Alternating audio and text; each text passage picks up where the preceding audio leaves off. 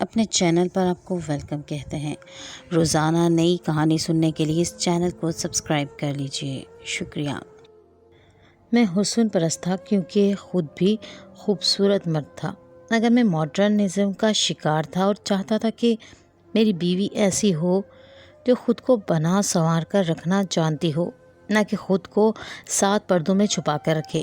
دوسرے لفظوں میں ماڈل بیوی چاہیے تھی جس کو میں دوسروں کے سامنے فخر سے پیش کروں اور اس کی خوبصورتی پر اکڑ سکوں، مگر میرے نصیب میں ایسی بیوی نہ تھی، اور نصیب سے کون لڑ سکتا ہے؟ بھلا میرا نام عالیان ہے، میں ایک ملٹی نیشنل کمپنی میں اچھے عہدے کا ملازم تھا، معقول تنخواہ تھی، میں مردانہ وجاہت سے مالا مال تھا۔ ہمنا سے میری شادی مکمل ارینج میرج تھی۔ امی ابو نے یہ رشتہ طے کیا تھا اور میں نے ان کے فیصلے پر سر تسلیم خم کر دیا تھا۔ ہمنا کے خاندان والوں سے ہمارے دور پار کی رشتہ داری تھی۔ ہمنا میرے معیار کے مطابق بے حد خوبصورت تھی، مگر میں بھی کسی سے کم نہیں تھا۔ کئی لڑکیاں مجھے چاہتی تھیں، شادی سے پہلے کئی کے ساتھ میرے افیئر چل رہے تھے۔ ہمنا خوبصورت تو تھی، مگر میرے اور اس کے مزاج میں نمایاں فرق آن پڑا تھا، جس کی وجہ سے میری اور اس کی نہیں بن رہی تھی۔ مجھے ہمنا کے عادات اور اطوار پسند نہ تھے۔ میں جیسا بیان کر چکا ہوں کہ ایک شوخ نوجوان تھا اور ماڈرن تتلیوں کے پیچھے بھاگنے والا شخص تھا۔ میرا معاملہ ایسا ہی تھا کہ اپنی اولاد اور دوسروں کی بیویاں ہر مرد کو ہی اچھی لگتی ہیں، جبکہ اس کے برعکس ہمنا کا تعلق ایک مذہبی خاندان سے تھا۔ اس کے گھر کے سب لوگ نمازی تھے، اس کے والد اور بھائیوں نے سنت کے مطابق داڑھی رکھی ہوئی تھی۔ گھر کی عورتیں پردے کی سختی سے پابندی کرتی تھیں، یہی حال ہمنا کا تھا۔ وہ پکی نمازی اور پردے کی پابند تھی، جبکہ میں چاہتا تھا کہ وہ برقع وغیرہ نہ پہنے، بلکہ جدید لباس میں میرے ہمراہ پارکوں اور ہوٹلوں میں چلے، مگر ہمنا نہ برقع اتارنے پر تیار تھی اور نہ ہی اسے پارکوں اور ہوٹلوں میں جانے کا شوق تھا۔ بلا شبہ وہ کھانا نہایت ہی مزے کا بناتی تھی۔ نماز کی پابندی، تلاوت قرآن پاک، مذہبی کتابوں کا مطالعہ اس کی شوق تھے۔ ٹی وی دیکھنا اس کو قطعی پسند نہ تھا۔ تھوڑے عرصے میں ہی اس نے میرے اور امی ابو کو مستقل نمازی بنا دیا تھا، مگر وہ مجھے نہیں بدل سکی تھی۔ تاہم میں آئے دن ہم کلامی ہو جاتی تھی۔ امی اور ابو مجھے خوب ڈانٹتے، مگر وہ زبان سے ایک لفظ شکایت کا نہ نکالتی۔ نہ جانے کیوں ہمنا کو تنگ کرنے میں مجھے بہت مزہ آتا تھا۔ میں ہر بات اس کی مرضی کے خلاف ہی کرتا۔ وجہ یہ تھی کہ وہ ماڈرن اور بے باک نہ تھی۔ اس کی سادگی اور شرافت سے میں نے ناجائز فائدہ اٹھایا اور پھر سے دوسری لڑکیوں کی طرف راغب ہو گیا۔ جس دفتر میں کام کرتا تھا، میرا اس دفتر میں ٹرانسفر ہو کر آئی تھی۔ وہ زیادہ خوبصورت تو نہ تھی، مگر ڈھیروں میک اپ اور ماڈرن شوخ لباس نے اس کی خوبصورتی میں 4 چاند لگا دیے تھے۔ جلد ہی میری اور میرب کی دوستی ہو گئی۔ دفتر کے بعد ہم کبھی سینما میں فلم دیکھ رہے ہوتے، کبھی کہیں سیر کے لیے نکل جاتے، تو کبھی کسی اچھے سے ہوٹل میں کھانے کا پروگرام بنا ہوتا۔ گھر میں کسی فرد کو میرے اور اس کے تعلق کا علم نہ تھا۔ گھر لیٹ آنے کا بہانہ یہ ہوتا کہ دفتر میں کام زیادہ تھا۔ میں میرب کا ساتھ پا کر بہت خوش تھا۔ ہم اسے صرف دوستی کی حد تک تعلق تھا، اس کے علاوہ میرے من میں کوئی اور منصوبہ نہیں تھا۔ ایک روز میں اور میرب ایک ہوٹل میں کھانا کھا رہے تھے۔ اسی ہوٹل میں ہمنا کا بھائی اپنے دوستوں کے ہمراہ گیا اور اس نے مجھے اور میرب کو دیکھ لیا، اور پھر اس کے گھر سے ہوتے ہوئے میرے گھر تک آ گئی۔ امی ابو، بہن بھائیوں اور ہمنا کو بھی خبر ہو گئی۔ اس روز وہ بہت روئی تھی۔ سب گھر والوں نے میری خوب خبر لی، مجھے برا بھلا کہا۔ میں نے اپنی صفائی میں بہت کچھ کہا، مگر کسی نے میری ایک نہ سنی۔ مجبوراً مجھے ہمنا سے معافی مانگنی پڑی اور سب کے سامنے یہ عہد کرنا پڑا کہ میں آئندہ میرب سے کوئی تعلق نہیں رکھوں گا۔ اس عہد پر قائم رہنے کے لیے میں نے دفتر سے 1 ہفتے کی چھٹی لے لی اور ساتھ ہی کسی دوسری برانچ میں تبادلے کی درخواست بھی دے دی۔ تھوڑی سی تگ و دو اور سفارش کے بعد میرا تبادلہ کراچی میں ہو گیا۔ یوں میں میرب سے ناطہ توڑ کر کراچی آ گیا۔ میں یہاں پر اکیلا ہی رہنا چاہتا تھا، مگر امی ابو نے اصرار کر کے ہمنا کو بھی میرے ہمراہ بھیج دیا۔ مجبوراً مجھے کرائے کا مکان لینا پڑا۔ ہمنا میرے ساتھ آ کر بہت خوش تھی اور میں بھی اب اس کا بے حد خیال رکھتا تھا۔ میں دفتر سے چھٹی کرتا اور سیدھا گھر آ جاتا۔ اب میرا کسی بھی لڑکی کے ساتھ دوستی یا تعلق نہ تھا۔ ہمنا کو بھی اب یقین آ گیا تھا کہ صبح کا بھولا شام کو گھر آ گیا ہے، مگر یہ اس کی بھول تھی۔ تقریباً 3 ماہ گزر گئے تھے۔ میں صبح دفتر جاتا اور شام کو لوٹ کر آتا۔ ہمنا سارا دن گھر کے کام کاج میں مصروف رہتی۔ ابھی تک وہ اس نئے محلے میں کسی کے گھر نہیں گئی تھی، مگر محلے کی کئی لڑکیاں خود ہی اس سے ملنے ہمارے گھر آ جاتی تھیں۔ ہم نے بڑے خلوص اور تپاک سے انہیں خوش آمدید کہتی تھی، ان کو چائے پلاتی، ان سے گپیں لگاتی، مگر چند روز بعد اچانک ہی اس کی ساری خندہ پیشانی اور خوش مزاجی دیکھتے ہی دیکھتے تند خوئی میں بدل گئی، اور ان سے ایسی روکھی روکھی اور پھیکی پھیکی باتیں کرنے لگتی کہ وہ مایوس اور رنجیدہ سی ہو کر واپس چلی جاتی۔ اب خدا ہی جانے کہ ہمنا کی تند خوئی میں کیا جاذبیت اور اثر تھا کہ وہ پھر ہمنا سے ملنے آ جاتی، مگر ہمنا کو ایک تلخ تجربے نے تمام لڑکیوں سے متنفر کر دیا تھا۔ میرب نے اس کی ازدواجی زندگی میں جو نقب لگائی تھی وہ ابھی تک اس کو نہیں بھولی تھی۔ میں بھی اس کا مجرم تھا۔ ہمنا نے محلے والوں کو یہ بات آدیدہ ہو کر بتائی تھی اور ان پر واضح کر دیا تھا کہ وہ اسی وجہ سے خوف میں مبتلا رہتی ہے کہ کہیں پھر کوئی لڑکی اس کی گھر میں نقب نہ لگا دے۔ ان لڑکیوں نے ہمنا کو یقین دلایا تھا کہ وہ اس قسم کی لڑکیاں نہیں ہیں۔ پھر ہمنا نے ان کو بھی نماز پڑھنے کی تاکید کرنا شروع کر دی اور ان میں سے کچھ نے ہمارے گھر آنا بالکل چھوڑ دیا تھا۔ انہی میں سے ایک لڑکی تھی جس کا نام سارا تھا۔ اچھی شکل و صورت کی مالک تھی، اس کا گھر ہمارے گھر کے بالکل قریب تھا، اس لیے وہ اکثر ہمنا کے پاس آ جاتی تھی۔ اسے نہ جانے کیا غم تھا کہ وہ ہمنا کے سامنے اپنی محرومیوں پر آنسو بہاتی رہتی۔ وہ محبت کی ترسی ہوئی تھی۔ وہ ہمنا کو بتاتی تھی کہ اس کی زندگی کا ایک ایک لمحہ اس کے جذبات کے خون سے رنگین ہے۔ اس کی تمام خواہشات اور آرزوئیں ہمیشہ غربت اور افلاس کے خنجر تلے گھائل ہوتی رہی ہیں۔ وہ کہتی، میں ماضی کی طرف نظر اٹھا کر دیکھتی ہوں تو مجھے ہر طرف حسرتوں کی اڑتی ہوئی دھول میں کچھ بھی دکھائی نہیں دیتا۔ کاش میں اس دنیا میں جنم ہی نہ لیتی، بھلا ایسی زندگی کسی کام کی باجی۔ جب میرے غم حد سے بڑھ جاتے ہیں تو میں آپ کے پاس آ جاتی ہوں، آپ کی باتیں سن کر مجھے چین مل جاتا ہے۔ ہمنا کو سارا کی ایسی افسانوی باتوں پر بہت غصہ آتا تھا۔ اسے ایسی باتیں اور ڈائیلاگز قطعی پسند نہ تھے۔ ہمنا نے کئی بار اسے منع کیا کہ وہ اس کے پاس نہ آیا کرے، وہ اس کو شرم دلا کر زبردستی گھر سے نکال دیتی، مگر وہ کسی بات کا اثر نہ لیتی تھی۔ وہ اس وقت تو اپنے گھر چلی جاتی، مگر تھوڑی ہی دیر بعد پھر آ جاتی اور ہمنا سے کہتی، باجی آپ کے پاس آ کر مجھے یوں محسوس ہوتا ہے جیسے میں کسی خوفناک ویران سی دنیا سے نکل کر کسی گوشہ جنت میں آ گئی ہوں۔ آپ کی ڈانٹ ڈپٹ مجھے بہت پیاری اور مانوس سی لگتی ہے۔ مجھے نہ اپنے گھر سے پیار ہے اور نہ ہی اس گھر میں رہنے والوں سے۔ میرے گھر کے ماحول نے ہی مجھے ایسا بے حس بنایا ہے۔ وہ لوگ میری پرواہ نہیں کرتے، سو میں ان کی پرواہ نہیں کرتی۔ مگر ہمنا نے اس کی ان باتوں کا کوئی اثر نہ لیا اور اس سے اتنا ہی کہا کہ نماز پڑھا کرو اور اللہ تعالیٰ سے مدد مانگا کرو۔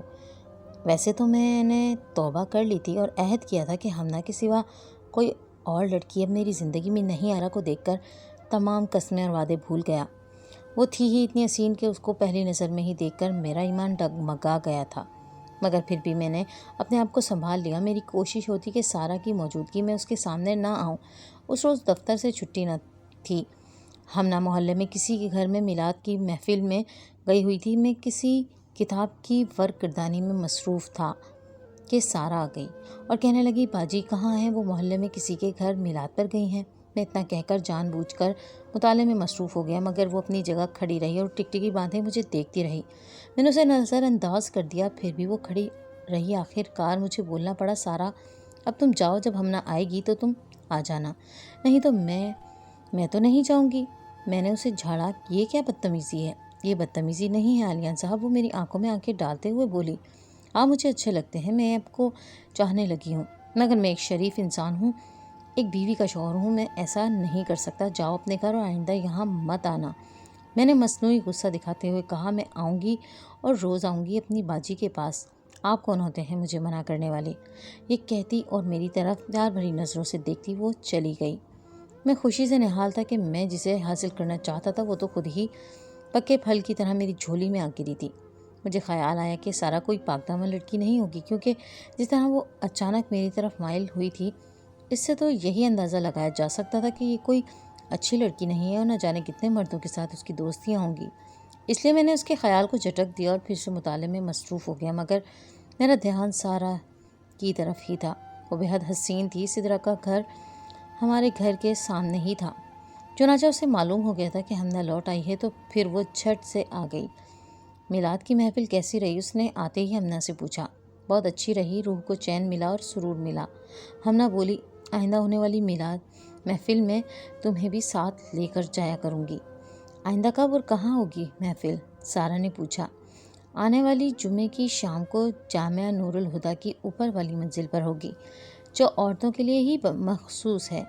हमना ने वजाहत से बताया। ठीक है, मैं भी चलूँगी, सारा ने जवाब दिया। और फिर वो दोनों इधर उधर की बातें करने लगी और मैं नज़रें चुराकर सारा को देखने लगा। सारा भी चोरी चोरी मेरी तरफ देखकर मुस्कुरा रही थी। मैं इस डर से कि कहीं हमना को शक ना हो जाए, उठ के दूसरे कमरे में चला गया। कमरे में आकर मैंने सिगरेट सुलगाया और बिस्तर पर लेट गया। अगले दिनों में फिर वो आदम की। आज भी हमना घर पर नहीं थी। आलियान, तुम हुस्न का कोई ऐसा शाहकार नहीं हो जिसे देखते ही कोई लड़की दिलो जान से फरेफ्ता हो जाए, मगर इतने बुरे भी नहीं हो कि कोई नज़रअंदाज कर सके। जैसे मुझे तुम्हारा मर्दाना हुस्न जमाल भा गया है, ये कहकर वो चले गई और मैंने सुख का सांस लिया। जुम्मे को जब मैं दफ्तर से आया तो हमना जामिया नूरुल हुदा में होने वाली ख़वातीन की महफिल मिलाद में जाने के लिए तैयार हो रही थी। उसे सारा का इंतज़ार था कि वो आए तो वो उसे भी साथ लेकर जाए, मगर काफ़ी देर तक सारा ना आई तो हमना पड़ोसन खाला के साथ रवाना हो गई। हमना को सारा पर गुस्सा भी आया कि वो वादा करके इसके साथ नहीं गई, लेकिन मैं जान गया था कि सारा जानबूझकर नहीं आई है। हमना के जाते ही मैंने बाहर के दरवाजे को कुंडी लगा दी कि कहीं सारा ना आ जाए, और आराम करने की गर्ज से लेटा ही था कि दरवाजे पर दस्तक हुई, मगर मैं ना उठा। तब दरवाज़ा मुसलसल पीटा जाने लगा तो मुझे उठना ही पड़ा। जाकर दरवाज़ा खोला तो सामने सारा खड़ी थी। उसने बगैर कोई बात किए अंदर कदम रखा और मुझे एक तरफ धकेलते हुए अंदर दाखिल हो गई। सारा, खुदा के वास्ते बाज आ जाओ, मेरा घर बर्बाद ना करो, आग मत लगाओ मेरी ज़िंदगी में, तुम्हें कुछ नहीं दे सकता। मगर वो टस से मस ना हुई।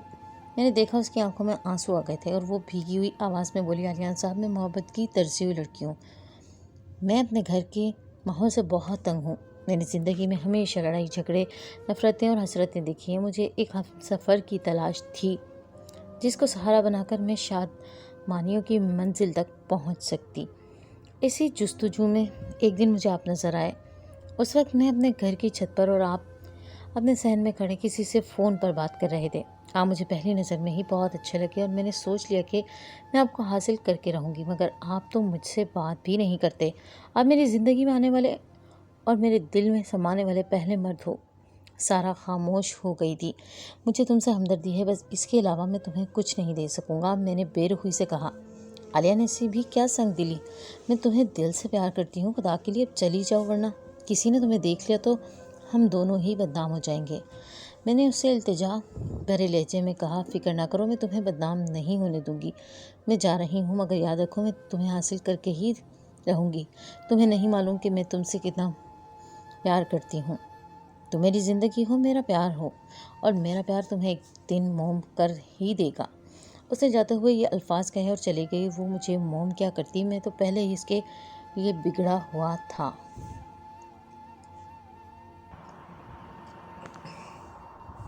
मैं उसे चाहता था, मुझे ये मालूम नहीं था कि वो मेरी दीवानी है। फिर मैं हमना और उसके साथ किए हुए वादे और कस्में भूल गया और अपनी अकलौती औलाद से भी मुंह मोड़ बैठा और सारा की मोहब्बत का दम भरने लगा। वो हमारे घर भी आती रही और हम घर से बाहर भी मिलने और घूमने लगे। इसी दौरान मैं अपने घर और हमना का भी भरपूर ख्याल रखता था कि कहीं उसे शक ना हो जाए। सारा के हुस्न ने मुझे दीवाना बना डाला था। उसके बगैर मुझे ज़िंदगी फीकी और बे रौनक लगने लगी थी और हमना और बेटे का वजूद मुझे बोझ महसूस होने लगा था। मैं और सारा मोहब्बत की इस इंतहा तक पहुंच गए थे कि हमने शादी करने का फ़ैसला कर लिया था। सारा मेरे साथ हर जगह जाने को तैयार थी, मगर मैं बेबस था कि हमना नाम का भारी पत्थर मेरी राह में हाइल था। लेकिन मैंने एक फ़ैसला किया और अपना एक तबादला कराची से इस्लामाबाद करवाने की कोशिश शुरू कर दी। मेरा इरादा था कि जिस दिन मेरी तब्दीली इस्लामाबाद हो जाएगी तो सारा कुछ साथ लेकर हमेशा के लिए इस्लामाबाद चला जाऊंगा। वहाँ से मैं हमना को तलाक भेजकर सारा से शादी कर लूँगा। सारा भी मेरे इस फ़ैसले पर रज़ामंद थी। अब इंतज़ार था दूसरे ट्रांसफ़र का। उन दिनों दफ्तर में बहुत ज़्यादा काम था, इसलिए मेरा तबादला भी उसके बाद ही मुमकिन हो सकता था। میں پورے دن دفتر میں مصروف رہتا اور رات کے گھر لوٹتا۔ اسی وجہ سے سارا بھی ملاقات اور رابطہ نہیں ہوتا تھا۔ تقریباً 15 دن ہو گئے تھے میری اور سارا کی ملاقات نہیں ہوئی تھی۔ ایک دن میں نے اسے اپنے گھر میں حمنا کے ہمراہ نماز پڑھتے ہوئے دیکھا تو بہت ہی حیران ہوا۔ تانگ جھانک کرنے والی لڑکی میں یہ تبدیلی کیسے آ گئی؟ مگر پھر میں سمجھ گیا کہ یہ سب کچھ حمنا کو اعتماد لینے کے لیے کر رہی ہے تاکہ اسے ہم دونوں پر شک نہ ہو۔ اب تو حمنا نے بھی مجھ سے گلہ شکوہ کرنا چھوڑ دیا تھا۔ لگتا تھا اس کا دل اب میری طرف سے صاف ہو گیا ہے، مگر یہ اس کی بھول تھی۔ میں تو اب سارا کا دیوانہ تھا، کیونکہ اس نے مجھ سے وعدہ کیا تھا اور کہا تھا کہ آپ جس سانچے میں بھی مجھے ڈھالنا چاہتے ہیں میں ڈھل جاؤں گی۔ جیسا لباس آپ چاہیں گے ویسا ہی لباس پہنوں گی، اور آپ مجھے جو کچھ بھی کہیں گے میں وہی کروں گی۔ مجھے ایسی ہی بیوی چاہیے تھی، حمنا جیسی نہیں۔ ایک روز آخر میرا تبادلہ اسلام آباد میں ہو گیا۔ میرے پاس ڈیوٹی جوائن کرنے کے لیے 5 دن کا وقت تھا۔ حمنا کو میں نے اپنے تبادلے کی ہوا تک نہیں لگنے دی تھی۔ جب میں نے یہ خبر سارا کو بتائی تو سارا خوشی سے جھوم اٹھی۔ میں نے اسے بتا دیا کہ فلاں تاریخ کی میں نے بس کی سیٹیں بک کروا دی ہیں، تم اپنی تیاریاں کر لو اور صبح صبح ہی بس اسٹاپ پہنچ جانا۔ مجھے اچھی طرح یاد ہے وہ دن میں اسٹاپ پر کھڑا سارا کا انتظار کر رہا تھا۔ بس کو جانے میں صرف 7 منٹ باقی تھے، لیکن سارا ابھی تک نہیں آئی تھی۔ میں کب سے اس کا انتظار کر رہا تھا۔ آخر کار مجھے سارا بھاگتی ہوئی نظر آ گئی، مگر وہ خالی ہاتھ تھی، کوئی سامان وغیرہ اس کے پاس نہ تھا۔ میں اسے دیکھتے ہی بے تاب ہو گیا اور چلایا، جلدی کرو، بس تیار کھڑی ہے، جلدی کرو، ہمیں وقت ضائع نہیں کرنا چاہیے۔ سارا جلدی کرو، گاڑی نکل رہی ہے۔ بس نے ہارن بجا دیا تھا، مگر سارا معذرت کرتے ہوئے بولی، معاف کیجیے گا، میں اپنا وعدہ نہیں نبھا سکتی۔ میں نے تمہارے ساتھ جانے کا ارادہ ہمیشہ کے لیے ملتوی کر دیا ہے۔ آج سے میری اور تمہاری راہیں جدا ہیں۔ یہ تم کیا کہہ رہی ہو؟ ہوش میں تو ہو؟ میں نے تلخی سے کہا۔ ہاں، ہوش میں ہوں۔ میں باجی حمنا کے سہاگ پر ڈاکہ نہیں ڈال سکتی، وہ اٹل لہجے میں بولی۔ یہ سب کیا ہے؟ کیا ہو گیا ہے تمہیں؟ میں تو اپنی سب کشتیاں جلا کر آیا ہوں، میں نے چلا کر کہا۔ ابھی کچھ نہیں بگڑا، گھر لوٹ جاؤ، حمنا باجی تمہارا انتظار کر رہی ہیں، وہ بہت عظیم ہیں۔ میں ہی گھٹیا ہوں، حمنا باجی کو میرے اور آپ کے تعلقات کا علم تھا، وہ مجھے سمجھاتی رہتی تھی، مگر میں ان کی باتوں پر توجہ نہیں دیتی تھی۔ ایک روز حمنا باجی نے مجھے بتایا کہ میں سب کچھ جانتی ہوں، تم میرے شوہر عالیان سے محبت کرتی ہو، وہ بھی تمہیں چاہنے لگا ہے۔ مجھے تمہارے گھر سے باہر ہونے والی ملاقاتوں کا بھی علم ہے۔ میں تمہیں روک نہیں سکتی اور نہ ہی علیان کی راہ میں کوئی رکاوٹ بن سکتی ہوں، کیونکہ وہ مرد ہے اور مرد منہ زور گھوڑا ہوتا ہے۔ لیکن میں پھر بھی تمہیں اپنے حق پر ڈاکہ نہیں ڈالنے دوں گی۔ میں اپنے جیتے جی علیان کو کسی اور کا نہیں ہونے دوں گی۔ لیکن اگر تم 5 وقت نماز پڑھنا شروع کر دو، روزانہ تلاوت قرآن پاک شروع کر دو، تو میں تمہیں بطور سوگن قبول کر لوں گی اور تمہاری شادی اپنے شوہر سے کروا دوں گی۔ میں نے حمنا باجی کی باتیں سنی تو اٹھ کے ان کے پاؤں پڑ گئی۔ انہوں نے مجھے گلے سے لگایا اور ہم دونوں ہی رونے لگیں۔ میرا آنسو تو خوشی کے آنسو تھے اور حمنا باجی کے صبر کے آنسو تھے۔ بس اس دن میں نے باجی کی بات ماننا شروع کر دی اور اسی دن سے میں نے 5 وقت نماز پڑھنا شروع کر دی اور ہر روز تلاوت قرآن پاک بھی کرنے لگی۔ حمنا باجی نے مجھے مذہبی کتابیں بھی لا کر دیں اور میں ان کا مطالعہ کرنے لگی اور اس کے ساتھ ساتھ مستقبل کے سہانے خواب بھی دیکھنے لگی۔ تمہاری خاطر میں نے اپنی شخصیت بدل کر رکھ دی تھی۔ شروع میں نماز پڑھنے میں مجھے کافی دقت کا سامنا کرنا پڑا، لیکن میں نے نماز اور قرآن پاک کی تلاوت نہ چھوڑی۔ یوں رفتہ رفتہ نفس کی مخالفت کم ہوتی چلی گئی اور مجھے دینی فرائض کی ادائیگی میں بہت سکون آنے لگا۔ قرآن کا ترجمہ پڑھتے ہوئے میری سوچوں کے زاویے بدلتے چلے گئے۔ خدا کے احکامات سے روگردانی کرنے والوں کو دنیا کی خوشی چاہنے والے عذاب کی آیات کا ترجمہ پڑھ کر میرا دل خوف سے لرز اٹھا۔ گناہوں، سزا اور مکافات عمل کے تصور سے گناہ کرنے کا حوصلہ ٹوٹ گیا اور کسی عورت کے حق پر ڈاکہ ڈالنا مجھے گناہ کبیرہ محسوس ہونے لگا۔ میں نے جب اپنے کردار پر نظر ڈالی تو مجھے لگا میں دنیا کی گناہگار ترین انسان ہوں۔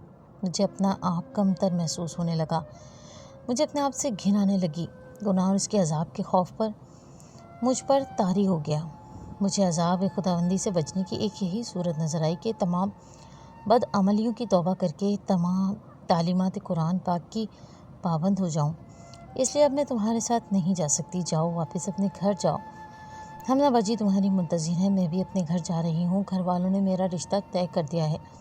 خدا حافظ سارا یہ کہہ کر واپسی کے لیے پلٹ گئی تھی۔ میں اپنے کیے پر بہت پشیمان تھا۔ گھر واپس لوٹا، ہمنا سے معافی مانگی اور اس کو لے کر ہمیشہ کے لیے اسلام آباد چلا گیا۔ پاک باز اور نیک بیوی خدا کی بہت بڑی نعمت ہے۔ ہمنا نے مجھے بھی نماز کا عادی بنا دیا۔